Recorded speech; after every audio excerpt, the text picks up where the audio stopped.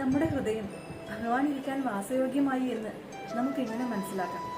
നമ്മുടെ ശരീരത്തിനെ കുറിച്ച് ലക്ഷണങ്ങൾ അതിന് കാണിച്ചു തരാറുണ്ട്. അത് പ്രധാനമായ കുറച്ച് ലക്ഷണങ്ങളാണ് പറയുന്നത്.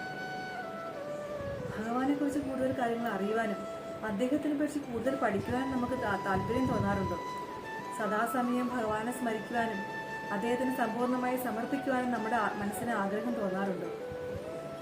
മറ്റൊന്നും ആഗ്രഹിക്കാതെ ഭഗവാന്റെ തിരുനടയിൽ പോയി നിൽക്കുമ്പോൾ, ഈ തിരുമുമ്പിൽ പോയി നിൽക്കുമ്പോൾ നിങ്ങളുടെ കണ്ണിൽ നിന്നും അശ്രു ധാരധാരയെ ഒഴുകുന്നുണ്ട്.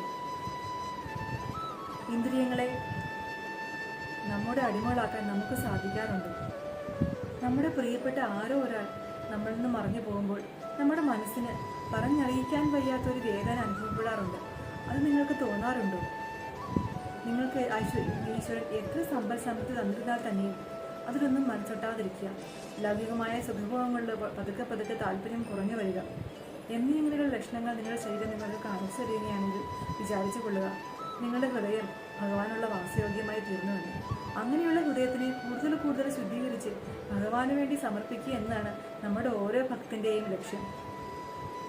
അങ്ങനെയുള്ള ഒരു ജീവിതം നമ്മൾ ആരംഭിക്കുമ്പോൾ തന്നെ നമ്മുടെ ജീവിതത്തിൽ ഐശ്വര്യവും സമൃദ്ധിയും ശാന്തിയും സമാധാനവും ഭഗവത്കൃപയും താനേ വരുന്നതാണ്.